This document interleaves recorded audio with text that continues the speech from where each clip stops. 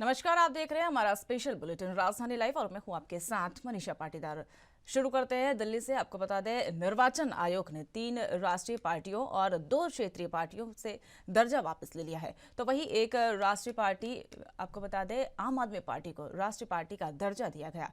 निर्वाचन आयोग ने राष्ट्रवादी कांग्रेस, एनसीपी, तृणमूल कांग्रेस टीएमसी और भारतीय कम्युनिस्ट पार्टी सीपीआई का राष्ट्रीय पार्टी का दर्जा वापस लिया गया है। इसके अलावा आम आदमी पार्टी को जब राष्ट्रीय पार्टी का दर्जा मिल गया है। इसके अलावा क्षेत्रीय दलों में निर्वाचन आयोग ने भारत राष्ट्र समिति से आंध्र प्रदेश में और राष्ट्रीय लोक दल और यूपी में क्षेत्रीय दल का दर्जा वापस ले लिया। और वहीं चुनाव आयोग द्वारा आपको यह दर्जा दिए जाने के बाद दिल्ली में मुख्यमंत्री अरविंद केजरीवाल ने अपनी प्रतिक्रिया दी। केजरीवाल ने कहा कि इतने कम समय में राष्ट्रीय पार्टी, ये कितनी चमत्कार की बात है। सबको बहुत बहुत बधाई। देश के करोड़ों लोगों ने यहाँ तक पहुंचाया है और लोगों को सबसे ज्यादा हम उम्मीद थी। और वही आपको बता दें, लोगों ने ये हमें बहुत बड़ी जिम्मेदारी दी है। प्रभु हमें आशीर्वाद दो कि हम ये जिम्मेदारी अच्छे से पूरा कर लें। चुनाव आयोग ने कहा कि आम आदमी पार्टी को राष्ट्रीय पार्टी का दर्जा मिल गया है। एनसीपी, सीपीआई और एआईटीसी से राष्ट्रीय स्तर पर पार्टी का दर्जा वापस ले लिया गया। इसके अलावा एनसीपी और आईटीसी को नागालैंड और मेघालय के क्षेत्रीय पार्टी का दर्जा दिया गया। अभी कुछ दिन पहले ही चुनाव आयोग ने कहा था कि आम आदमी पार्टी को राष्ट्रीय पार्टी का दर्जा दिए जाने को लेकर अभी विचार कर रहे हैं। और वही कर्नाटक चुनाव से पहले आम आदमी पार्टी को राष्ट्रीय पार्टी का दर्जा मिल गया।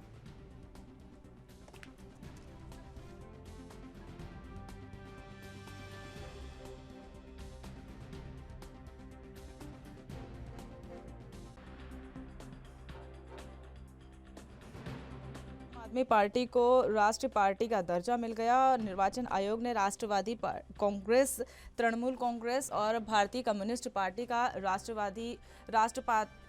पार्टी का दर्जा जो है वापस ले लिया।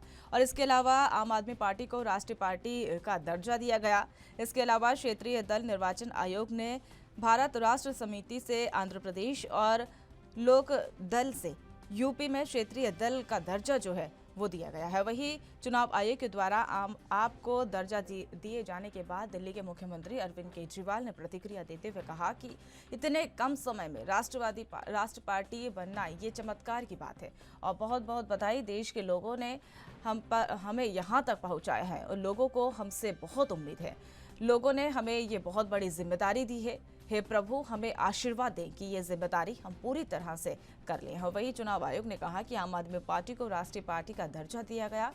एनसीपी, सीपीआई और एआईटीसी को राष्ट्रीय स्तर की पार्टी का दर्जा वापस ले लिया गया। और इसके अलावा एनसीपी, आईटीसी और नागालैंड में और मेघालय में क्षेत्रीय पार्टी का दर्जा दिया गया। और अभी कुछ दिन पहले ही चुनाव आयोग ने कहा था कि आम आदमी पार्टी को दर्जा दिए जाने को लेकर विचार चल रहा है।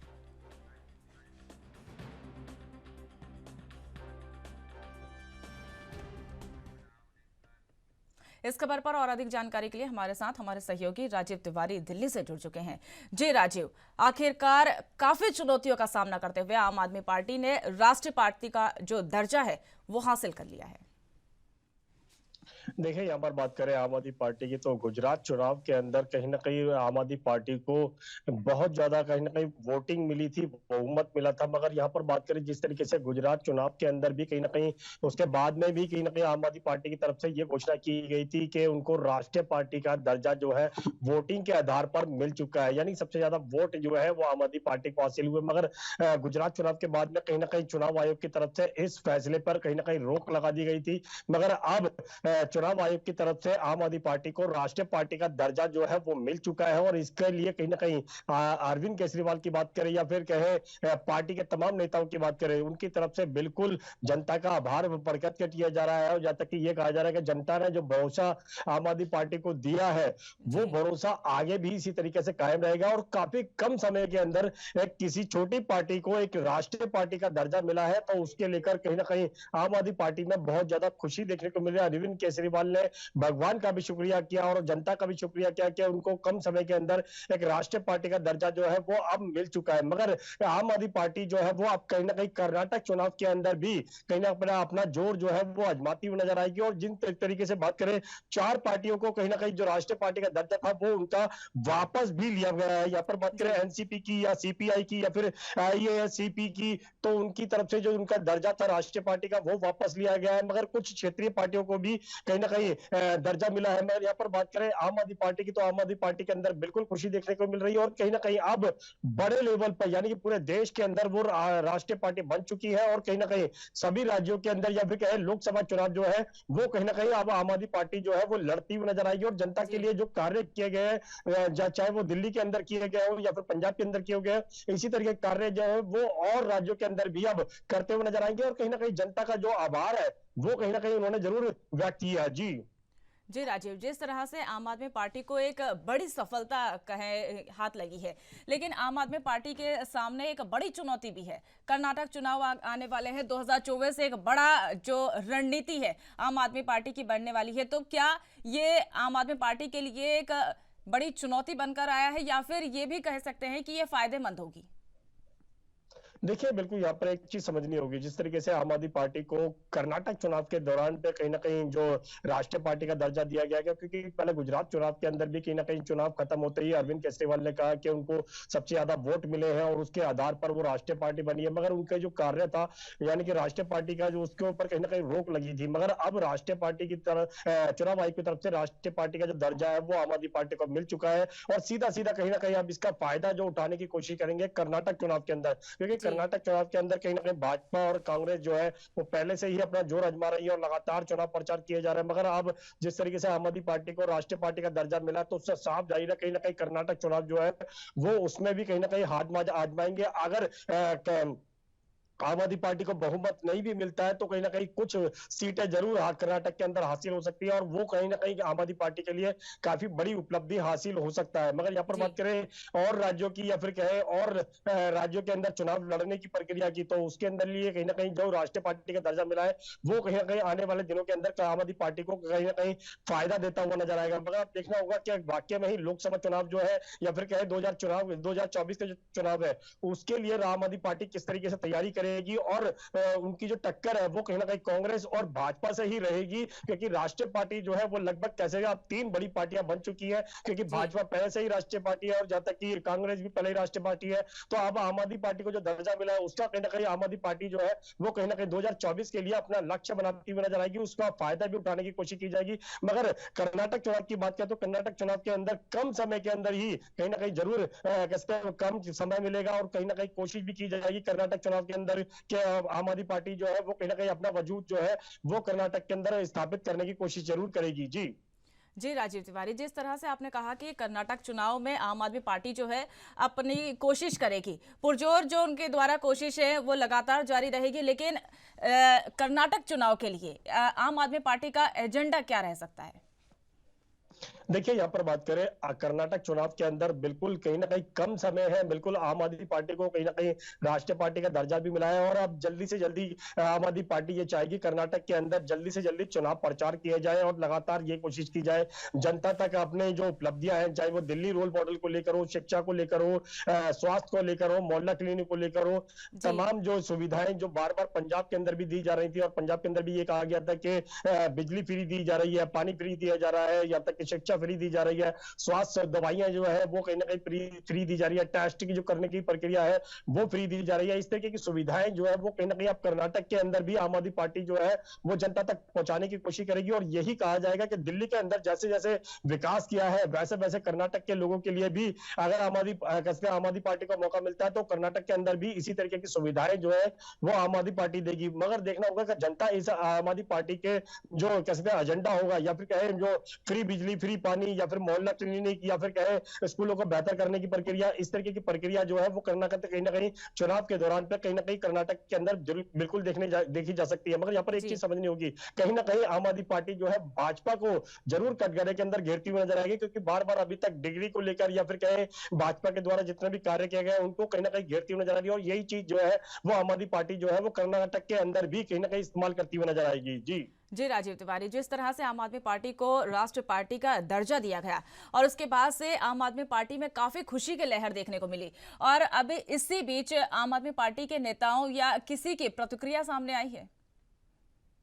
देखिए, यहाँ पर बात करें आम आदमी पार्टी की जो राष्ट्रीय पार्टी का दर्जा मिला है, उसको लेकर कहीं न कहीं अरविंद केजरीवाल ने ज़रूर अपनी प्रतिक्रिया दी थी और यहाँ तक कि ये भी कहा गया कि अब उन्होंने भगवान का शुक्रिया अदा करते हैं कि उनको उन्होंने कम से कम समय के अंदर उनको राष्ट्रीय पार्टी का दर्जा दिया गया। जनता का सबसे बड़ा जो योगदान है, क्योंकि जनता ने ही उनको इतना प्यार दिया, जिसकी वजह से वो कम समय के अंदर राष्ट्रीय पार्टी बन सकी। दूसरा, जहाँ जी। पर जिस तरीके से दिल्ली के अंदर विकास कार्य किए गए हैं, स्कूलों को बेहतर किया गया है, यहाँ तक कि बिजली फ्री 200 यूनिट दी जाती है, पानी फ्री दिया जाता है और लगातार और भी उपलब्धियां बात करें, मोहल्ला क्लिनिक की बात करें, क्योंकि पहले सरकारी अस्पतालों के अंदर या फिर बड़े अस्पतालों के अंदर लगातार जनता की जो भीड़ देखने को मिलती थी, वो कहीं ना कहीं अब कम हो चुकी है और कहीं ना कहीं लोग बस छोटी मोटी बीमारियों का इलाज जो है वो मोहल्ला क्लिनिकों के द्वारा कराते हैं। तो यही चीज जो है वो कर्नाटक के अंदर भी इस्तेमाल करने की कोशिश की जाएगी और जनता तक यही मैसेज दिया जाएगा कि जो दिल्ली के अंदर और पंजाब के अंदर विकास कार्य किए गए हैं आम आदमी पार्टी के द्वारा, तो कहीं ना कहीं कर्नाटक की जनता जो है वो उनको भी एक बार मौका दे और कहीं ना कहीं इसी तरीके की सुविधाएं जो है वो कर्नाटक के अंदर भी आम आदमी पार्टी के द्वारा कहीं ना कहीं दी जा सकती है। आप देखना होगा कर्नाटक के अंदर आम आदमी पार्टी अपना जोर आजमाइश जो है वो कितना कर पाती है। जी जी राजीव तिवारी, जिस तरह से आपने बताया कि कर्नाटक चुनाव में आम आदमी पार्टी का मोहल्ला क्लिनिक हुआ, फ्री बिजली हुई, लेकिन एक चीज शायद आप मिसिंग है आपकी आपसे, शिक्षा नीति। हमेशा शिक्षा को लेकर आम आदमी पार्टी भरसक प्रयास हम उनके करती रहती है और वही एजेंडा जो है आम आदमी पार्टी की पहचान भी है। तो कर्नाटक के लिए उनकी क्या एजेंडे शिक्षा को लेकर रह सकते हैं? देखिए, बिल्कुल सही कहा आपने। यहाँ पर बात करें दिल्ली के शिक्षा मॉडल की, तो कहीं ना कहीं दिल्ली के शिक्षा मॉडल की बात करें, क्योंकि सरकारी स्कूलों के अंदर पहले 2014 से पहले कहीं ना कहीं सरकारी स्कूलों के अंदर बच्चे नहीं इतने ज्यादा नहीं पढ़ते थे और परिजन जो है वो सरकारी स्कूलों के अंदर नहीं पढ़ाना पसंद करते थे, क्योंकि वो उनको पता था कि पढ़ाई जो है वो सरकारी स्कूलों में नहीं मिलती है, इसलिए प्राइवेट स्कूलों के अंदर रुक करा जाता था, जिसके लिए जी। कहीं ना कहीं उनको मोटी मोटी फीसें देनी पड़ती थी। मगर जैसे जैसे दिल्ली सरकार आई और उसके बाद में कहीं ना कहीं आम आदमी पार्टी के द्वारा शिक्षा मॉडल को बदला गया, टीचरों को ट्रेनिंग दी जा गई बाहर से, फिनलैंड से, और लगातार ये भी कोशिश की गई कि शिक्षा को कहीं ना कहीं बेहतर तरीके से पेश किया जाए और जनता को कहीं ना कहीं उसका फायदा मिलता नजर आए। छात्रों की बात करें, बच्चों की बात करें, उनके परिजनों की बात करें, उनको भी कहीं ना कहीं इससे फायदा होता नजर आए, क्योंकि जो पहले मोटी मोटी फीसें जो प्राइवेट स्कूलों में दी जाती थी वो कहीं ना कहीं जनता की बस्ती भी नजर आई और जनता को फायदा भी हुआ। और कहीं ना कहीं जो दिल्ली के स्कूल, जो सरकारी स्कूल जो पहले बेकार कहलाए जाते थे, वो कहीं ना कहीं अब बदल चुके हैं। उसके अंदर लगातार कहीं ना कहीं जो पढ़ाने की प्रक्रिया है वो बदल चुकी है। इसी शिक्षा मॉडल को लेकर कर्नाटक के अंदर भी आम आदमी पार्टी जो है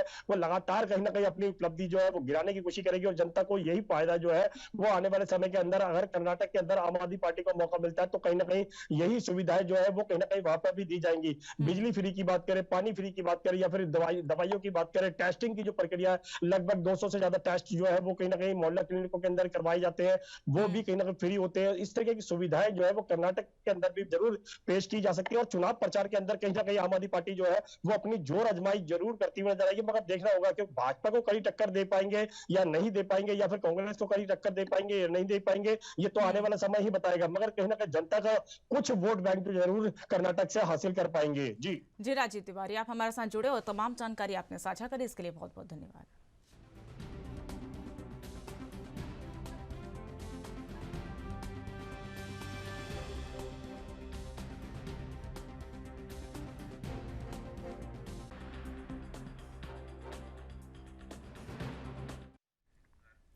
साल की शुरुआत में ही कोरोना के मरीज जो है तेजी से लगातार बढ़ रहे हैं। 2021 के बाद दोबारा सा ऐसा देखा जा रहा है, जब उत्तर प्रदेश की राजधानी लखनऊ में कोरोना के मरीज की संख्या 300 तक पहुंचने वाली है। हर 24 घंटे में 50 मामले जो है सामने आ रहे हैं, जिसके चलते स्वास्थ्य विभाग की नींद उड़ गई है और सभी अस्पतालों में अलर्ट है। लगातार स्वास्थ्य विभाग की ओर से लोगों को भीड़भाड़ वाले इलाके में जाने से बचने के लिए कहा जा रहा है, मास्क लगाने के लिए कहा जा रहा है, लेकिन इन सब के बावजूद कोविड-19 प्रोटोकॉल की धज्जियां जो है वो धड़ल्ले से उड़ती हुई नजर आ रही है और ना तो किसी मॉल में मास्क लगाने के लिए लोगों को प्रेरित किया जा रहा है, तो वहीं आपको बता दें कि कोरोना को लेकर गाइडलाइन भी जारी कर दी गई है और ना ही किसी पार्क या किसी दूसरे संस्थान में लोगों को रोका टोका जा रहा है। यही वजह है कि कोरोना के मामले लगातार बढ़ते जा रहे हैं। अगर इसी रफ्तार से कोरोना के मरीज जो है बढ़ते रहे तो लोग यहाँ पर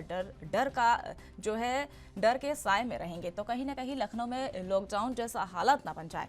हालांकि CMO डॉक्टर मनोज अग्रवाल की ओर से लगातार जारी की जा रही जानकारी के मुताबिक अभी हालात जो है वो काबू में है और अस्पताल में चिकित्सकों को मास्क लगाना अनिवार्य कर दिया है। सोमवार को शहर के चिन्हट इलाके में सबसे ज्यादा मरीज मिले और उसमें कुल 14 मरीज मिले हैं।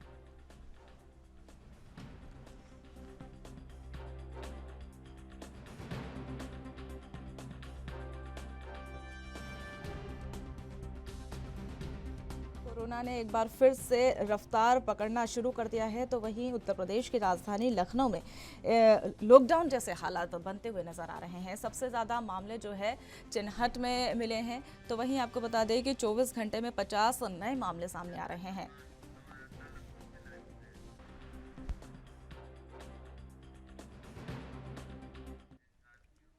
इस खबर पर और अधिक जानकारी के लिए हमारे साथ हमारे सहयोगी जितेंद्र चौहान हमारे साथ जुड़ चुके हैं। जी जितेंद्र, जिस तरह से देश में लगातार कोरोना जो है पैर पसारने में कोई कसर नहीं छोड़ रहा है, अगर बात कर लें उत्तर प्रदेश की राजधानी लखनऊ की, तो वहां पर तेजी से जो है मामले लगातार वृद्धि कर रहे हैं, लगातार जो है पैर पसार रहा है। उसको लेकर वहां पर अभी की क्या स्थिति बनी हुई है? देखिए, मौजूदा स्थिति की बात की जाए तो लगातार देश के कई अलग अलग राज्यों में और जिलों में जो कोरोना का संक्रमण की स्थिति है वो तेजी से फैल रही है। और एक कहा जा सकता है कि उत्तर प्रदेश के कई जिले हैं जहां पर जो कोरोना की स्थिति है वो भयावह होती जा रही है। राजधानी लखनऊ की बात की जाए तो साल की शुरुआत में ही कोरोना के जो मरीज हैं वो कहीं ना कहीं तेजी से मिल रहे हैं। लगभग 2021 के बाद दोबारा ऐसा देखने को मिल रहा है जब कोरोना संक्रमण की स्थिति भयावह होती जा रही है। उत्तर प्रदेश की राजधानी लखनऊ में कोरोना मरीज की संख्या लगभग 300 पहुंच चुकी है और ये माना जा रहा है कि पिछले 24 घंटों में 50 नए केस मिले हैं। और इस मामले में लगातार स्वास्थ्य विभाग की नींद हुई है। उत्तर प्रदेश सरकार लगातार प्रयासरत है और कहीं ना कहीं जो कोरोना संक्रमण की स्थिति बढ़ रही है उसको देखते हुए राजधानी लखनऊ के कई ऐसे अस्पताल है जैसे KGMC king George medical college, वहां पर मास्क पूरी तरह से कहीं ना कहीं अनिवार्य कर दिया गया है। तो वही बात की जाए तो अस्पतालों को अलर्ट पर रखा गया है। उत्तर प्रदेश सरकार में डिप्टी CM है ब्रजेश पाठक, स्वास्थ्य मंत्री भी वो लगातार निर्देश दिए हुए अस्पतालों को, अस्पताल सभी अलर्ट पे रहे और कहीं ना कहीं स्वास्थ्य विभाग की ओर से भीड़ भाड़ वाले इलाकों में अपने आने जाने से बचने के लिए ऐसा निर्देश दिया है और साथ ही मास्क लगाने के लिए भी अब स्वास्थ्य विभाग ने कह दिया है। तो वहीं इनके बावजूद लगभग कोविड-19 का प्रोटोकॉल की जो कहा जा सकता है कि जो प्रोटोकॉल है वो कहीं ना कहीं लोग फॉलो नहीं कर रहे हैं, क्योंकि 2 साल उत्तर प्रदेश में बर्बाद हुए थे, देश में बर्बाद हुए थे, क्योंकि लॉकडाउन जैसी स्थिति लोगों को रोजी रोजगार से लेकर तमाम चीजों का सामना करना पड़ा था। लेकिन अभी भी लोग, राजधानी लखनऊ की बात की जाए तो लोग इसको मजाक समझ रहे हैं, क्योंकि लगातार जो स्थिति बढ़ती जा रही है उसमें कहीं ना कहीं लोगों को खासा समस्या हो रही है और लोग उसको कह सकते हैं कि गंभीरता से नहीं ले रहे हैं। जिसके लेकर राजधानी लखनऊ का चिन्हट एक इलाका है जहाँ पर सबसे ज्यादा मरीज अभी तक पाए गए हैं और कहा जा सकता है कि उसी के चलते कहीं ना कहीं जो तमाम तरह के जो केसेस है वो कहीं ना कहीं बढ़ रहे हैं और ये कहा जा सकता है कि पार्क या किसी दूसरे संस्थान में लोगों को रोका टोका जा रहा है। तो वही कोरोना के मामले बढ़ती जा रहे हैं। लखनऊ के लॉकडाउन जैसी हालात ना बन जाए उसके लिए लगातार जो रोकने टोकने का सिलसिला है पार्कों में, उन सब जगह कहीं ना कहीं किया जा रहा है। और राजधानी लखनऊ में हालात इस कदर बन चुके हैं कि उन्होंने कहा कि लगातार ये हालात बेकाबू भी हो सकते हैं, क्योंकि सभी अस्पतालों के चिकित्सकों को मास्क लगाने का अनिवार्य कर दिया गया है। और कहीं ना कहीं लगभग 14 मरीज ऐसे हैं राजधानी लखनऊ के चिन्हट एरिया में जहां पर मरीज कोरोना संक्रमित पाए गए हैं, जिसके लिए उत्तर प्रदेश की राजधानी लखनऊ की जो अस्पताल है वो अलर्ट पर है। और ये कहा जा सकता है कि सभी को अस्पतालों में मास्क अनिवार्य कर दिया गया है, चाहे मरीज हो चाहे डॉक्टर्स हो, वो कहीं ना कहीं रखे गए हैं। और ये सबसे खास बात की कि जो लोग 2 बूस्ट डोज ले चुके हैं, कोरोना संक्रमण कह सकते हैं कि वैक्सीन की जो बूस्ट डोज ले चुके हैं, उनके ऊपर भी इफेक्ट कर रहा है और ये कहा जा सकता है कि उनको भी प्रभावित कर रहा है। और इसके लिए स्वास्थ्य विभाग भी चिंतित है और सरकार लगातार प्रयासरत है। जी जितेंद्र चौहान, जिस तरह से कोरोना के अगर हम बात कर ले पुराने स्थिति की, तो बद से बदतर हो गई थी। लॉकडाउन की स्थिति में लोगों को खाना नहीं मिल रहा था, पानी नहीं मिल रहा था, राशन नहीं मिल रहा था। अगर राजधानी लखनऊ की अगर हम बात करें, वैसे ही हालात लॉकडाउन जैसे स्थिति बनी हुई है और अगर ऐसी ही स्थिति बनी रहेगी तो लखनऊ के हालत बद से बदतर हो जाएंगे। उसको लेकर स्वास्थ्य विभाग की अगर हम बात करें तो स्वास्थ्य विभाग का क्या सख्त जो है एक्शन इसमें है? देखिए, स्वास्थ्य विभाग पूरी तरह से कहा सकता है कि अस्पतालों में अब बिना किसी जांच के कोई भी ऑपरेशन नहीं किया जाएगा।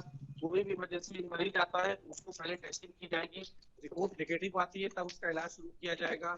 और जी कहीं न कहीं जो भी जो सिम्पटम्स आ रहे हैं सर्दी जुकाम या हेडेक आ रहा है, उन सिम्पटम्स की जाँच की जा रही है और जी जाँच के बाद ही कहीं न कहीं मरीज का इलाज शुरू किया जा रहा है और साफ तौर पे कहा जा सकता है कि अस्पताल पूरी तरह से अलर्ट है। लेकिन हमें और पूरी तरह बचाव कर सकते हैं। स्थिति की 2 साल पहले की भयावह ना बने, क्योंकि लोगों को खाने कमाने से लेकर तमाम चीजों का सामना करना पड़ा था और जी इसी के चलते ये कहा जा सकता है कि उस तरह की स्थिति सामने आए, उसको देखते हुए भी लोगों को समझना होगा। मास्क सैनिटाइजेशन जो कुछ चीजें थी उसको पुनः हमें शुरू करनी होगी। सोशल डिस्टेंसिंग की जो चीजें थी उनको भी कहीं ना कहीं फॉलो करना होगा और इसी को देखते हुए भी हम एक बार फिर कोरोना से जंग जो है वो लड़ सकते हैं, लेकिन उसके लिए हमें बचाव जरूरी है। जी जितेंद्र चौहान, आप हमारे साथ जुड़े और तमाम जानकारी आपने साझा करी, इसके लिए बहुत बहुत धन्यवाद।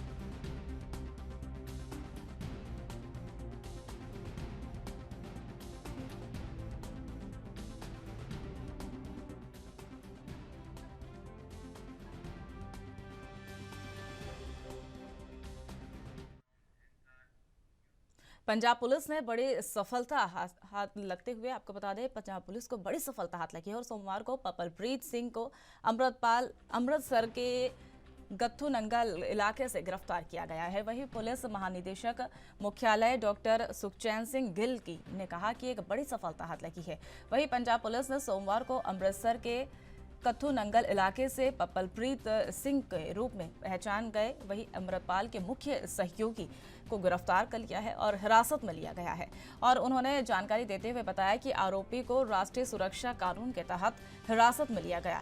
वहीं आईजीपी सुखचैन सिंह गिल ने चंडीगढ़ में पंजाब पुलिस मुख्यालय में एक प्रेस कॉन्फ्रेंस को संबोधित करते हुए कहा कि पुलिस टीम के द्वारा लगातार जो है चल रहे विशेष अभियान के तहत मुख्य जो है महत्वपूर्ण सुरागों पर काम कर रहे हैं। और वही आईजीपी ने कहा कि माननीय मुख्यमंत्री भगवंत मान के निर्देश पर डीआईजी गौरव यादव के मार्गदर्शन में पंजाब पुलिस और अमृतसर ग्रामीण पुलिस के द्वारा अमृतपाल सिंह के मुख्य सहयोगी पपलप्रीत सिंह को गिरफ्तार कर लिया है। वही मुख्य सफलता हासिल की गई है।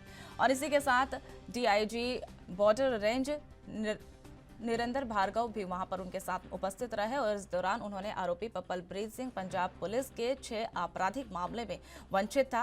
उन्होंने कहा कि कानून के मुताबिक आगे की कार्रवाई जो है वो की जाएगी। और इसी बीच आईजीपी सुखचैन सिंह गिल ने सभी पंजाबियों को राज्य में शांति और सद्भाव बनाने के लिए कहा है और वही फर्जी खबरों और अफवाहों से बचने के लिए अपील की गई।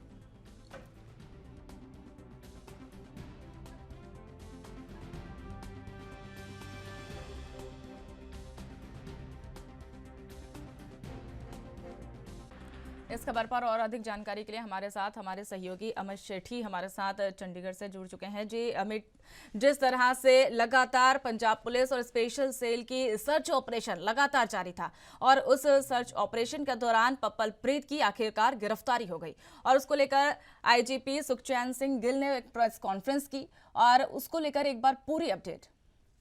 जी बिल्कुल, पिछले लंबे अरसे से जिस तरह से अमृतपाल के मामले में जो छानबीन की जा रही थी, तो पंजाब पुलिस को जो है कल एक बड़ी सफलता हासिल हुई है। पपलप्रीत को जो है अमृतसर के पास से जो है गिरफ्तार किया गया है। कल जो है सुखचैन सिंह गिल जो है उन्होंने जो है एक प्रेस वार्ता भी की और उन्होंने बताया कि किस तरह से उसको जो है गिरफ्तार किया गया। पिछले लंबे अरसे से जो थी छापेमारी जो थी वो जगह जगह चल रही। जी अमित, जिस तरह से पुलिस ने पपलप्रीत को गिरफ्तार कर लिया है और इसमें कई खुलासे होने की संभावनाएं भी जताई जा रही है और अब ये भी अंदेशा लगाया जा सकता है कि अमृतपाल की जो गिरफ्तारी है वो जल्द होने की संभावना है। बिल्कुल, जिस तरह से कल पपलप्रीत की जो गिरफ्तारी हुई है अगर बीते दिनों की बात की जाए तो अक्सर जो है अमृतपाल के साथ जो है पवनप्रीत जो है देखा जाता था तस्वीरों में। तो कहीं ना कहीं अब अगर पंजाब पुलिस के हाथ जो है बड़ी इनपुट जो है वो कहीं कुछ जो है कुछ घंटों में या कुछ दिनों में जो है अब जो है अमृतपाल की जो है गिरफ्तारी हो सकती है। जी अमित, जिस तरह से बात कर ली जाए पप्पलप्रीत की गिरफ्तारी के ठीक थोड़ी देर पहले डीजीपी गौरव यादव का बयान आता है और उनके द्वारा कहा जाता है कि पंजाबियों को शांति और चैन चाहिए और किसी भी वंचितों को छोड़ा नहीं जाएगा, और उसके तुरंत बाद पप्पलप्रीत की गिरफ्तारी होती है। बिल्कुल, डीजीपी का बयान आया था और उसके बाद जो है तुरंत ही कुछ देर बाद जो है गिरफ्तारी जो है अमृतसर से जो है पवनप्रीत की हो जाती है। कहीं ना कहीं पंजाब पुलिस के पास कि अमृतसर के एरिया के आसपास जो देखा गया और पंजाब पुलिस को जो है इस पूरे मामले में जो है बड़ी सफलता भी हासिल हुई है। जी अमित, जिस तरह से अमृतपाल का राइट हैंड कहा जाने वाला पप्पलप्रीत गिरफ्तार हो गया है, तो क्या संभावनाएं जताई जा रही है कि अमृतपाल की जो सर्च ऑपरेशन है उसे और भी बढ़ाना चाहिए, या अब छानबीन या पूछताछ में जल्द अमृतपाल की गिरफ्तारी होने की संभावना है? बिल्कुल, जिस तरह से कल जिस तरह से सुखचैन सिंह गिल ने जिस तरह से प्रेस कॉन्फ्रेंस की और उसके बाद जो है और भी उनके पास जो है पुख्ता इनपुट जो है वो है, अगर पुलिस के भरोसेमंद सूत्रों की बात की जाए तो जल्दी जो है इस पूरे मामले में जो है गिरफ्तारी हो सकती है अमृतपाल की। जिस तरह से कल गिरफ्तारी हुई है, पुलिस जो है उनके पास पुख्ता इनपुट जो है अमृतपाल के जो है वो मिलने की संभावना है। जी अमित, अगर बात कर ली जाए पप्पलप्रीत को कोर्ट में पेश कब किया जाएगा या आगे की अपडेट्स जो है वो क्या रहने वाली है? बिल्कुल, एक प्रोसीजर होता है कि 24 घंटे के अंदर जो है कोर्ट में पेश करना पड़ता है। किसी भी अगर अपराधी को हम गिरफ्तार करते हैं तो जल्दी जो है पुलिस जो है कोर्ट में जो है पेश करके जो है पुलिस रिमांड जो है हासिल करेगी और आगे की जो रणनीति बनाएगी। जी अमित, तो जिस तरह से लगातार पप्पलप्रीत की और अमृतपाल की खोज पंजाब पुलिस लगातार कर रही थी और सर्च ऑपरेशन भी उनके द्वारा किया जा रहा था, और अगर बात कर ले लाइव लोकेशन की तो दोनों की लोकेशन जो है वो साथ ही में नजर आती थी, लेकिन लास्ट जो लोकेशन थी पप्पलप्रीत और अमृतपाल की अलग अलग शो की। उसके बाद से लगातार उनका सर्च ऑपरेशन और भी बढ़ता हुआ नजर आया।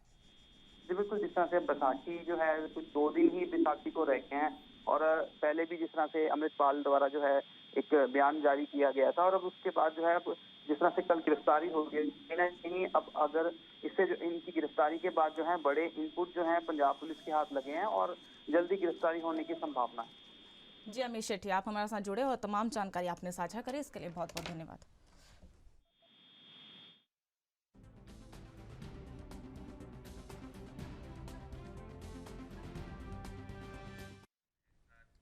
पंजाब विजिलेंस ब्यूरो ने आज राज्य में भ्रष्टाचार के खिलाफ चल रही मुहिम SAS नगर जिले में ब्लॉक मांझी में पदस्थ माल पटवारी मोहाली निवासी चमकौर लाल को ज्ञात स्रोतों से अधिक संपत्ति बनाने के आरोप में गिरफ्तार कर लिया। और इस संबंध में जानकारी देते हुए विजिलेंस ब्यूरो के प्रवक्ता ने बताया कि उक्त पटवारी के खिलाफ भ्रष्टाचार के माध्यम से अचल संपत्ति खरीदकर वित्त से अधिक संपत्ति बनाने के आरोप के संबंध में विजिलेंस जांच के बाद मामला दर्ज किया। उन्होंने आगे जानकारी देते हुए कहा कि जांच के दौरान यह पाया गया कि उन्होंने अपनी आय के कुल स्रोतों के 76% अधिक खर्च किए और वही भ्रष्टाचार के माध्यम से जमा किए गए अवैध धन को समायोजित करने के लिए उन्होंने कई व्यक्तियों के माध्यम से अपने बेटे और पत्नी के बैंक खाते के चेक और सीधे हस्तांतरण करने के माध्यम से बड़ी रकम जमा की।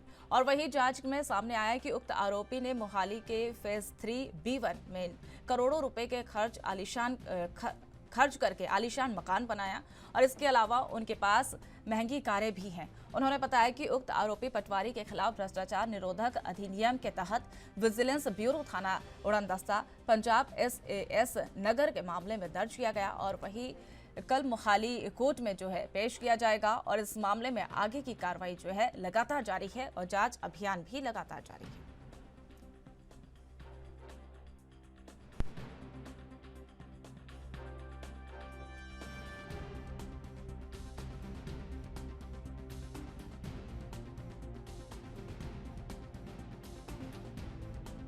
इस खबर पर और अधिक जानकारी के लिए हमारे साथ हमारे सहयोगी संदीप सिंह हमारे साथ जुड़ चुके हैं। जी संदीप, जिस तरह से पंजाब पुलिस जो है लगातार कवायद उनके द्वारा लगाई जाती है, पंजाब सरकार हमेशा भ्रष्टाचार के खिलाफ एक्शन मोड में रहती है और उसी तर्ज पर पंजाब ब्यूरो विजिलेंस ब्यूरो जो है भ्रष्टाचार के खिलाफ उनकी भी एक मुहिम चली SAS, और उसी के तहत एक पटवारी को गिरफ्तार किया गया।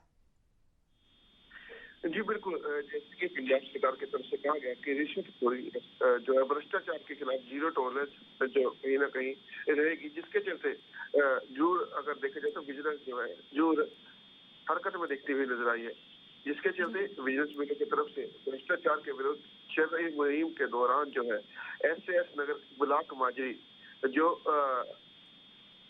कुराली के नजदीक पड़ता है, ब्लॉक माजरी गांव है, वहां पर तैनात एक पटवारी है जो चमकोर लाल उसका नाम है, जो 3B1 में रहते हैं। तो कहीं ना कहीं इनके जो जायदाद है वो आमदन से ज्यादा बताई जा रही है और 76% जो है खर्च इन्होंने ज्यादा किया है अपनी आमदन से, जिसके चलते आलीशान एक घर बनाया है जो कि 3B1 में है और उसी में रहते हुए नजर आ रहे हैं। और कंप्लीट मिलने पर इनके ऊपर जो है उड़न दस्ता जो है स्क्वाड, फ्लाइंग स्क्वाड जो है वो उसने एक मुहिम चलाई और इनको पकड़ा, जिसके चलते महंगी गाड़ियां इनसे बरामद की गई और करोड़ों का लेन देन जो है अपने बेटे और अपनी पत्नी के नाम पर जो है वो करते हुए नजर आए हैं और बैंक में भी बैंक खाता में भी पैसे जो है जमा करवाते हुए नजर आए हैं। लगातार जो है जूर विजिलेंस ब्यूरो जो है हरकत में दिखाई दे रही है। जी संदीप, जिस तरह से आपने बताया विजिलेंस ब्यूरो जो है हरकत में दिखाई दे रही है और पटवारी को हिरासत में ले लिया, गिरफ्तार कर लिया, तो अगर बात कर ले पटवारी की जो संपत्ति है आय से अधिक जो है आंकी गई है, तो ये आकलन जो है वो कितना जताया जा रहा है? देखिए, अगर इसका बताएं तो कहीं ना कहीं 76% ज्यादा खर्च किया हुआ है, जितनी आया है उससे 76% जो है ज्यादा खर्च करने की कहीं ना कहीं बात आई है, जिसके चलते जो है बैंक खातों में भी ऐसे ही जो है चेक ट्रांसफर ये अपने बेटे और अपनी पत्नी के नाम पर करवाए गए हैं, जिसके चलते आज जो है इनको जो है जरूर कोर्ट में पेश किया जाएगा, अदालत में पेश किया जाएगा और आगे का रिमांड जो है लिया जाएगा ताकि जो आगे की पूछताछ है वो की जा सके। जी, अगर बात कर ले संदीप, जो पटवारी है चमकोर लाल, अगर उनकी बात कर ले, उनकी तरफ से कोई प्रतिक्रिया आई है या कोई सफाई उनके तरफ से दी गई अभी तक? देखिए, इसके बारे में कुछ नहीं कहा जा सकता, क्योंकि जब तक वो मिलेंगे सामने संबोधित नहीं कर तब तक कुछ भी कहना सही नहीं होगा। आज मोहाली के कोर्ट में पेश है, पेश के दौरान हो सकता है वो कुछ अपनी तरफ से भी कह सके और जो है विजिलेंस ब्यूरो अपनी तरफ से रिमांड ज्यादा से ज्यादा मांगता हूँ मिल जाएगा ताकि जो प्रॉपर्टी है और बैंक खाते हैं वो तलाशी जा सके। जी संदीप, जिस तरह से विजिलेंस ब्यूरो के हत्थे जो है पटवारी जड़ा है, तो अगर बात कर ले उनका सर्च ऑपरेशन क्या और अधिक बढ़ने की संभावना जो है वो जताई जा रही है? देखिए, लगातार जो है कहीं ना कहीं भ्रष्टाचार के विरुद्ध मुहिम चलाती हुई नजर आ रही है और जब कोर्ट से उनको रिमांड मिलेगी तो रिमांड के बाद ही पता लगेगा कि 2 दिन की मिली है, 3 दिन की मिली है। हालांकि ज्यादा से ज्यादा विजिलेंस ब्यूरो जो है वो रिमांड मांगने की कोशिश करेगा कि ताकि सब कुछ उनका निकाला जाए और देखा जाए कि कितने जो है हालांकि 76% ज्यादा की बात तो की जा रही है, हो सकता है उससे ज्यादा भी जो है देखे जा सके। जी संदीप, आप हमारे साथ जुड़े और तमाम जानकारी आपने साझा करी, इसके लिए बहुत बहुत धन्यवाद।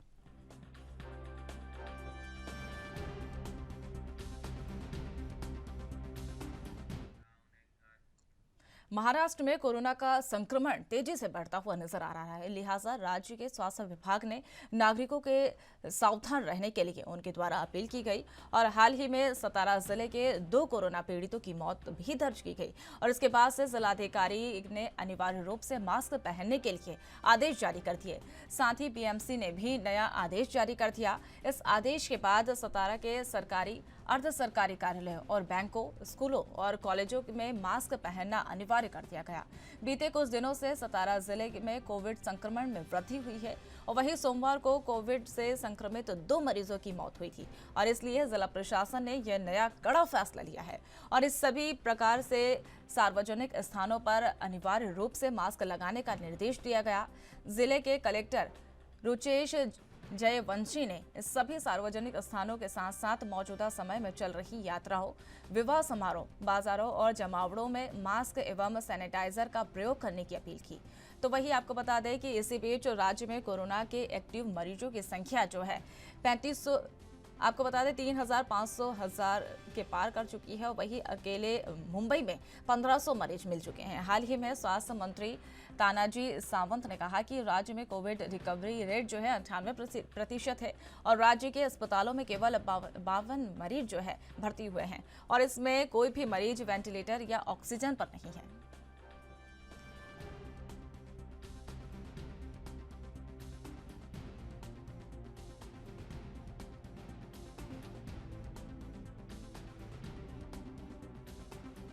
बता दें कि महाराष्ट्र में कोरोना का संक्रमण जो है तेजी से बढ़ता हुआ नजर आ रहा है। लिहाजा राज्य के स्वास्थ्य विभाग ने नागरिकों को स्वस्थ रहने के लिए सावधानी रखने के लिए अपील की और उनके द्वारा हाल ही में सतारा जिले में 2 कोरोना पीड़ितों की पुष्टि भी की गई और इसी के बाद जिलाधिकारी ने अनिवार्य रूप से मास्क लगाने का आदेश जारी कर दिया और उसी के साथ बीएमसी ने भी नया आदेश जारी कर दिया। इस आदेश के अनुसार सतारा के सरकारी, अर्ध सरकारी कार्यालयों, बैंकों, स्कूलों और कॉलेजों में मास्क पहनना अनिवार्य कर दिया।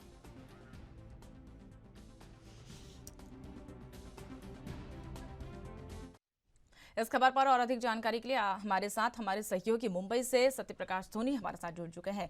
सत्यप्रकाश, जिस तरह से देश में कोरोना की लहर जो है वापसी दिखाई देने लगी है, लगातार केस दिन पर दिन बढ़ते हुए नजर आ रहा है। बात कर लें अगर मुंबई की, तो मुंबई में भी दिन प्रतिदिन कोरोना के जो मरीजों का आंकड़ा देखा गया है लगातार वृद्धि करता हुआ नजर आ रहा है।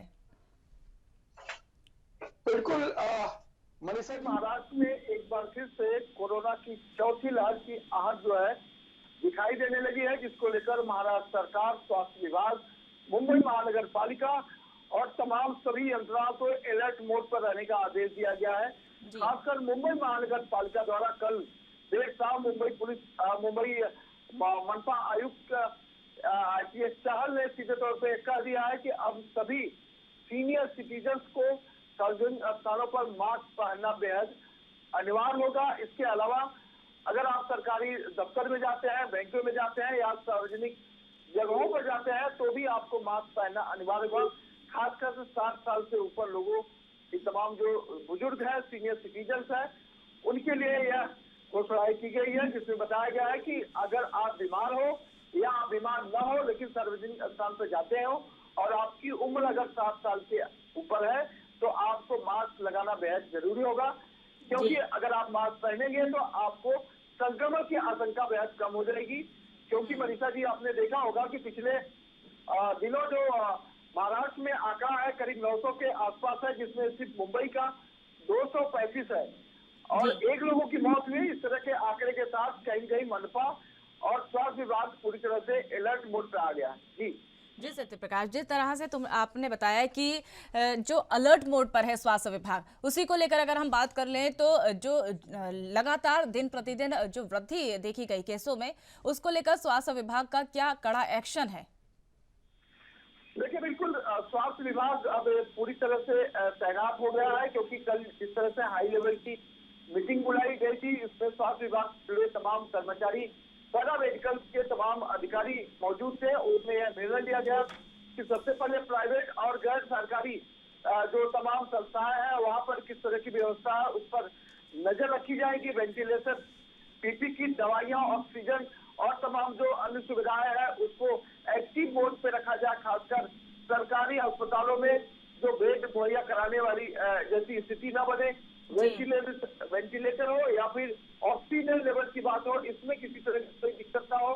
सभी चीजें जो है एक्टिव मोड पर होनी चाहिए। डॉक्टरों का पैनल जो है उन्हें अलर्ट मोड पर रखा गया है। इसके अलावा भी तमाम प्राइवेट जो हॉस्पिटल्स है जहाँ कोविड सेंटर के जो है कोविड सेंटर बनाया गया है, वहां पर भी अलर्ट मोड पर रहने के लिए आदेश दिया गया है और जिला कलेक्टर को निर्देशित किया गया है कि आप अपने अपने जिलों में इन तमाम चीजों पर नजर रखें और इसकी एक रिपोर्ट बनाकर दें।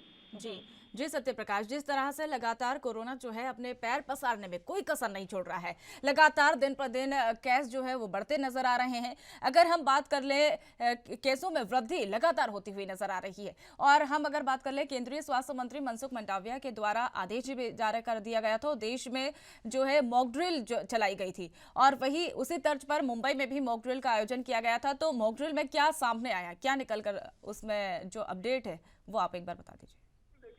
कल जो है पूरे दिन पूरे देश में जो है मॉक ड्रिल किया गया, खासकर कोरोना को लेकर मॉक ड्रिल किया गया, जिससे यह देखना बेहद जरूरी था कि कोरोना के 2 सालों में जिस तरह से आम जनमानस गुजरा है, ऐसे में क्या सच में लोग कोरोना भूल गए हैं? अगर कोरोना की रफ्तार बढ़ती है तो हमारी तैयारियां कैसी है? कोरोना की रफ्तार अगर बढ़ती है, आम जनमानस की प्रतिक्रिया क्या होगी? स्वास्थ्य विभाग किस तरह से काम करेगा? स्वास्थ्य विभाग ने जो सुविधाएं मुहैया करवाई है वह सही तरीके से काम कर रहा है या नहीं कर रहा है, ऐसे तमाम चीजों को लेकर कल मॉक ड्रिल किया गया, जिसमें साफ पाया गया कि अगर कोरोना की रफ्तार अचानक से बढ़ती है तो खासकर मुंबई कर उसके लिए पूरी तरह से तैयार है। लेकिन जिस तरह से सरकारी आंकड़े आए दिन बढ़ रहा है, ऐसे में आम जनमानस को भी इससे अमल करना होगा, इसे स्वीकार करना होगा कि कोरोना की रफ्तार एक बार अगर बढ़ती है तो हम सबको मिलकर कोरोना के प्रति जो है संवेदनशील और जागरूक होना चाहिए। जी सत्य प्रकाश, जिस तरह का आपने बताया कि मॉक ड्रिल का आयोजन किया गया था, तो मॉक ड्रिल का आयोजन जो है उसके किया गया, उसके बाद जो स्वास्थ्य मंत्री है उनका क्या रिएक्शन था, उन्होंने क्या हॉस्पिटलों का जायजा लेते हुए क्या कुछ अपडेट उन्होंने दिए?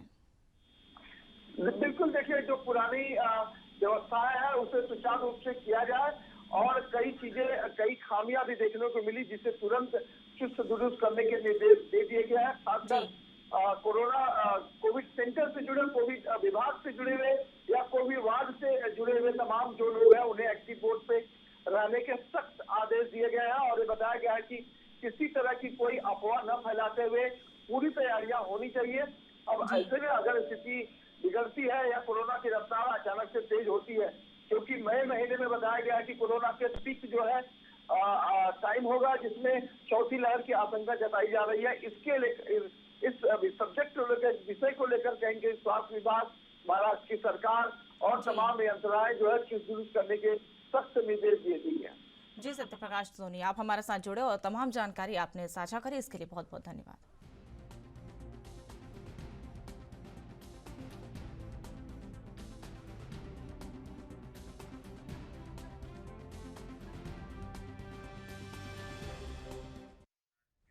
पहाड़ी कोरवा राजू और उनके परिवार की मौत के बाद बीजेपी स्तरहीन और झूठी राजनीति कर रही है।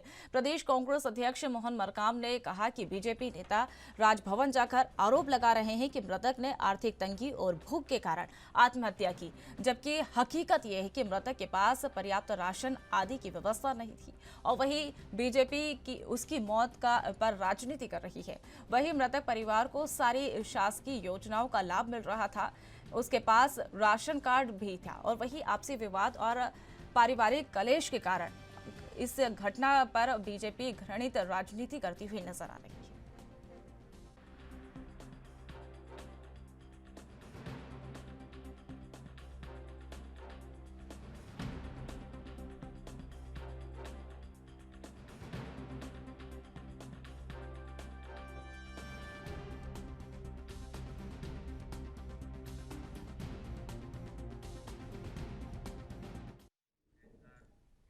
इस खबर पर और अधिक जानकारी के लिए हमारे साथ हमारे सहयोगी जयदास मानिकपुरी हमारे साथ रायपुर से लाइव जुड़ चुके हैं।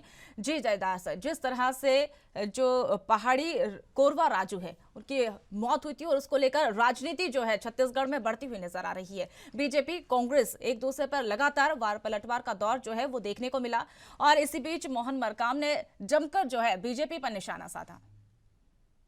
जी देखिए, छत्तीसगढ़ में जो है कोरवा जनजाति की मौत आत्महत्या के बाद जो है, परिवार समेत आत्महत्या के बाद जो है छत्तीसगढ़ में राजनीति तेज हो गई है।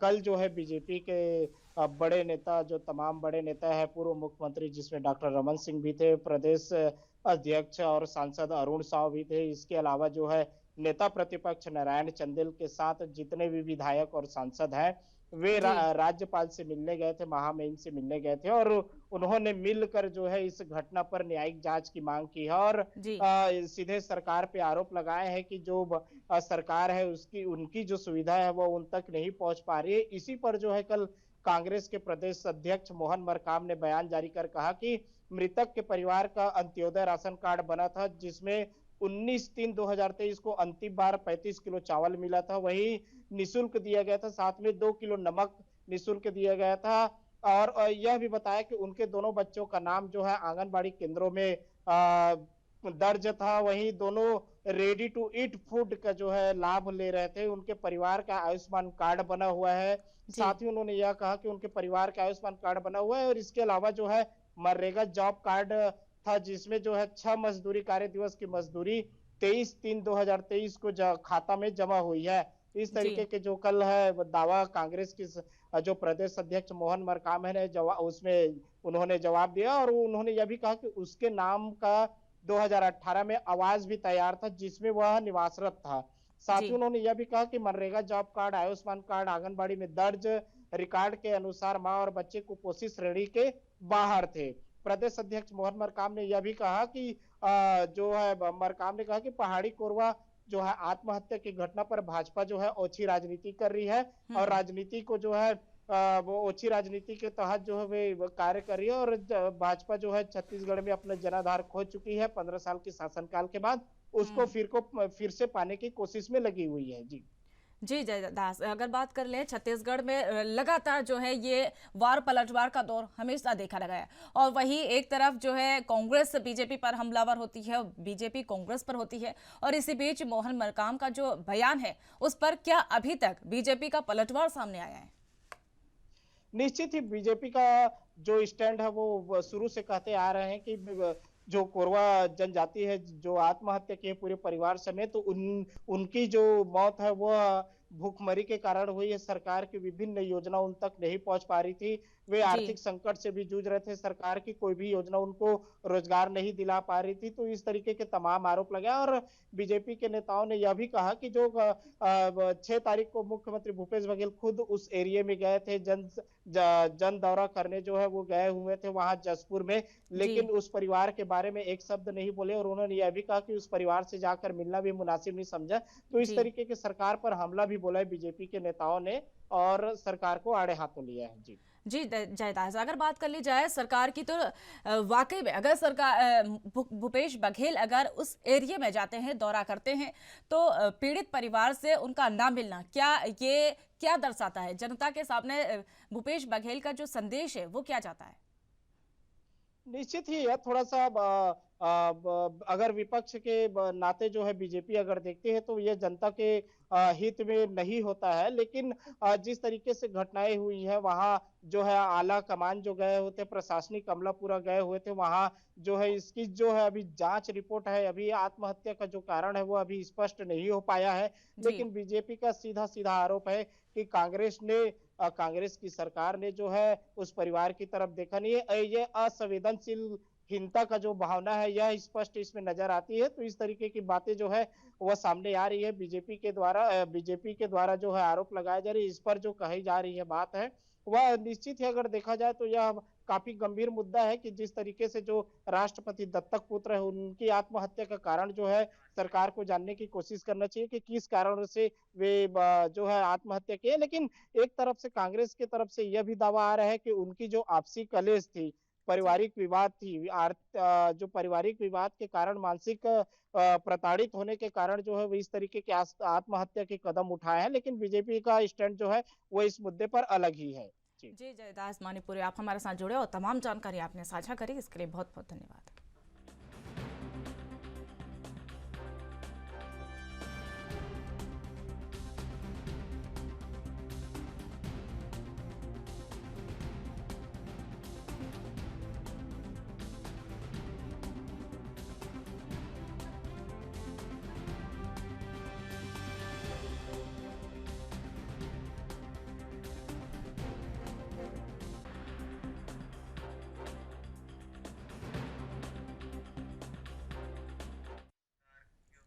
पशुपालन एवं दुग्ध विकास मंत्री सौरभ बहुगुणा ने बताया कि नगर निगम के साथ मिलकर पशुपालन विभाग सत्यापन अभियान चलाएगी। और वहीं उन्होंने बताया कि पशुओं के टैग हटाकर जो लोग सड़क पर पशुओं को छोड़ देते हैं उनके खिलाफ अब जुर्माना भरा जाएगा। और वहीं नगर निगम और पशुपालन विभाग जो है जल्द ही जनपद में पशुओं के टैग के सत्यापन के लिए अभियान चलाएगा और इसके तहत पशुओं के टैग गायब और पशु सड़क पर मिलने पर उन पर सख्त जुर्माना भी लगाया जाएगा। सौरभ बहुगुणा ने बताया कि देहरादून की सड़कों पर घूम रहे पशु परेशानी का सामना सबब बने हुए हैं और वही शहर की सड़क जो है शहर के बाहरी हिस्सों में सड़कों पर पशुओं के झुंड खुलेआम घूमते हुए नजर आ रहे हैं और यहाँ पर पशु न केवल यातायात में बाधक बने हुए हैं बल्कि कई बार इनके कारण सड़क हादसे भी होते हैं। और वहीं इसके अलावा कई बार पशु जो है लोगों को घायल कर देते हैं। अचानक से सामने आने के लिए पशु मालिक इन पशुओं के टैग हटा देते हैं और वहीं सड़कों पर छोड़ देते हैं। बिना टैग वाले पशुओं की पहचान करना पशुपालन विभाग और नगर निगम के द्वारा ये चुनौती हो जाती है।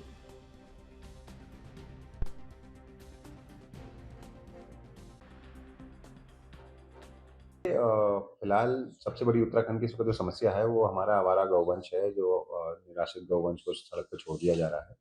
और मैंने पहले भी कहा है कि हम लोग को थोड़ी-सी करुणा रखनी पड़ेगी जानवरों की तरफ। एक तरफ हम गाय को माता का दर्जा देते हैं, गौ माता का दर्जा दे रहे हैं, लेकिन जैसे ही वो दूध देना कम कर रही है हम उसको सड़क पे छोड़ दे रहे हैं, निराश्रित कर देते हैं। तो थोड़ा-सा हम सबको मिलकर इस अभियान में जुड़ना पड़ेगा। नगर पालिकाओं के द्वारा, नगर पंचायतों के द्वारा, नगर निगमों के द्वारा और सरकार के द्वारा हम एक अभियान ज़रूर चलाएँगे कि जिन पशुओं को छोड़ा जा रहा है और जिनके टैग लगे हुए हैं, उनके मालिक को हम फिर जुर्माना लगाना शुरू करेंगे। वो जुर्माने की राशि भी तय नहीं हुई है। जब भी तय होगी हम आपको बता देंगे। इस खबर पर और अधिक जानकारी के लिए हमारे साथ हमारे सहयोगी अमित चौधरी हमारे साथ जुड़ चुके हैं।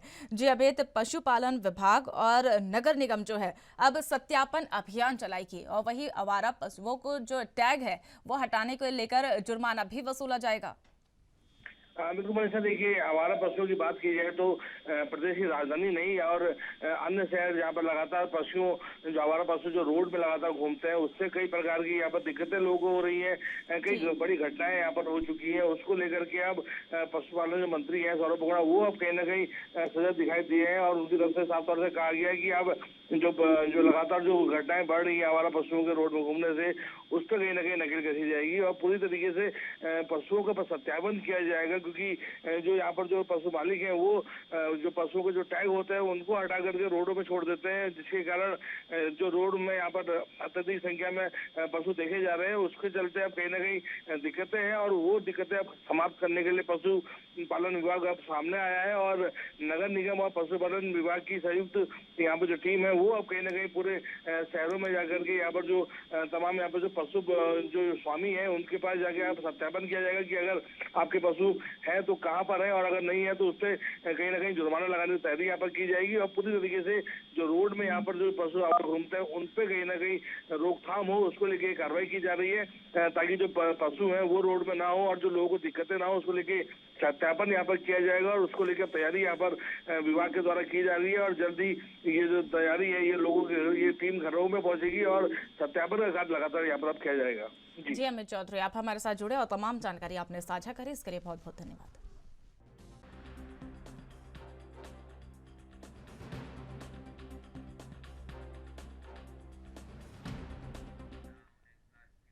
केंद्रीय परिवहन मंत्री नितिन गडकरी और जम्मू कश्मीर के राज्यपाल मनोज सिन्हा ने सोमवार को निर्माणाधीन जोजिला टनल का निरीक्षण किया और इस दौरान उन्होंने टनल के निर्माण में लगे अधिकारियों को साथ चर्चा की। और इस मौके पर नितिन गडकरी ने कहा कि इस सुरंग के बनने में जम्मू कश्मीर में पर्यटन 2 से 3 गुना बढ़ जाएगा और रोजगार के लिए अवसर भी बढ़ेंगे। नितिन गडकरी ने बताया कि जोजिला टनल परियोजना के अंतर्गत 13,153 मीटर की एक मुख्य जोजिला टनल के साथ 810 मीटर की कुल लंबाई की 4 पुलिया, 4,821 मीटर कुल लंबाई की 4 नीलग्रहण टनल और वही 2350 मीटर की लंबाई के 8 टनक और कवर और 500 मीटर 391 मीटर और 220 मीटर की कुल लंबाई के 3 वेंटिलर और वेंटिलेशन शाफ्ट जो है वो बनाए जाएंगे और प्रस्तावित किए जाएंगे। और अब तक जोजिला टनल में 28 काम पूरे हो चुके हैं। वहीं जोजिला सुरंग के निर्माण के लिए निरीक्षण के बाद गडकरी ने कहा कि अब हम सही मायने में कश्मीर से कन्याकुमारी के बीच कनेक्टिविटी हासिल करेंगे। और वही परिवहन मंत्री ने ट्वीट कर लिखा कि जोजिला पास का इलाका जो है बेहद दुर्गम है। यह हर साल कई घातक दुर्घटनाएं होती है। जोजिला टनल के पूरा होने के बाद दुर्घटनाओं की संभावना भी शून्य हो जाएगी और टनल कश्मीर घाटी और लद्दाख के बीच साल भर का संपर्क प्रदान करेगा, जो लद्दाख के विकास और पर्यटन को बढ़ावा देगा। स्थानीय सामान को मुक्त आवाजाही और आपात स्थिति में भारतीय सशस्त्र बलों की आवाजाही के लिए बेहद महत्वपूर्ण होगा।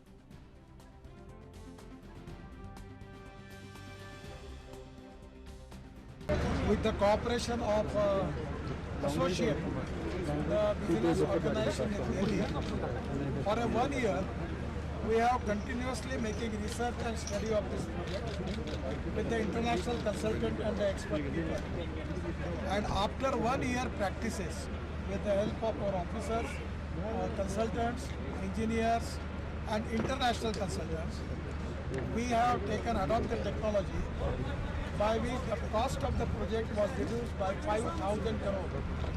This is the first time in the history of our country that we have a saving of 5,000 crore as far as the estimated cost is concerned. This is a very difficult task. The people are working here in minus 26 degrees, you imagine. And that is the reason today in the film also you have seen that. Now what type of problems and difficulties they are facing. Already 2 deaths on the site, already there. So today it is really a great pleasure for me to interact with you. This is to be a state-of-art project, and with the cooperation of Honorable LG Saab and the state government of Kashmir, it is to be very helpful for us. And this is the one of the important thing. इस खबर पर और अधिक जानकारी के लिए हमारे साथ हमारे सहयोगी रविंद्र श्रीवास्तव हमारे साथ जुड़ चुके हैं। जी रविंद्र, केंद्रीय परिवहन मंत्री नितिन गडकरी और उनके साथ राज्यपाल मनोज सिन्हा ने जो है जोजिला टनल का निरीक्षण किया और वहां पर बताया कि इससे रोजगार का जो अवसर है वो काफी बढ़ेगा। इसको लेकर एक बार पूरी अपडेट। जी बिल्कुल, देखिए कल केंद्रीय मंत्री जो है नितिन गडकरी जो है उन्होंने जोजिला सुरंग का जायजा लिया और साथ में उपराज्यपाल मनोज सिन्हा भी थे। दोनों ने मिलकर उसकी प्रगति की जांच की, किस प्रकार से टनल बन रही है। हालांकि जोजिला सुरंग की परियोजना जो है वो लद्दाख से जुड़ेगी। जेड मोड़ जो सुरंग का कार्य है वो लगभग जो है वो पूरा हो चुका है और यही वजह है कि नितिन गडकरी जो है परिवहन मंत्री वो कल पहुंचे थे और उन्होंने कहा कि इससे रोजगार के अवसर जो है वो बनेंगे। 25,000 करोड़ रुपए की लागत से 19 टनल का निर्माण जो है वो किया जा रहा है। इसके अंतर्गत 2680 करोड़ रुपए की लागत से 6.5 किलोमीटर लंबाई की जेड मोड़ टनल एवं अप्रोच रोड का निर्माण कार्य जो है वो किया जा रहा है। इससे कहा जाए तो जो कश्मीर के गांदरबल जिले से गगन नीर और सोनमर्ग के बीच पहाड़ी ग्लेशियर जो है, थजीवास ग्लेशियर जो है उसके नीचे ये टनल बन रही है। इस टनल के बन जाने से जो कहा जाए लद्दाख से लेकर कन्याकुमारी तक जो है वो कनेक्टिविटी जो है बहुत ज्यादा आसान होगी, क्योंकि लगातार देखा जाता है कि जब बर्फबारी होती है तो ये इलाका कट जाता है और आए दिन बड़े बड़े हादसे जो हैं वो भी देखने को यहाँ मिलते हैं। तो ये टनल का काम जब पूरा हो जाएगा तो इससे कहीं ना कहीं जो कनेक्टिविटी कट जाती है बर्फबारी के दिनों में वो साल भर जारी रहेगी और साथ ही में हादसे जो हैं वो काफी कम हो जाएंगे। तो इसके अंदर इंटेलिजेंट ट्रैफिक मैनेजमेंट सिस्टम भी जो है वो भी लगाया जा रहा है ताकि यातायात को कंट्रोल और सुनिश्चित करना आसान होगा। इसमें कहा जाए साथ ही डेडिकेटेड एस्केप टनल, यानी कहा जाए कि अगर बड़ी टनल में कोई आपातकाल स्थिति बन जाती है तो उसी के साथ जो टनल छोटी बनाई गई है उसके जरिए रविंद्र श्रीवास्तव, जो टनल का निर्माण है वो लगातार जारी है। नितिन गडकरी के द्वारा वहां पर निरीक्षण किया गया और अब आप हमारे साथ जुड़े, तमाम जानकारी आपने साझा करी, उसके लिए बहुत बहुत धन्यवाद।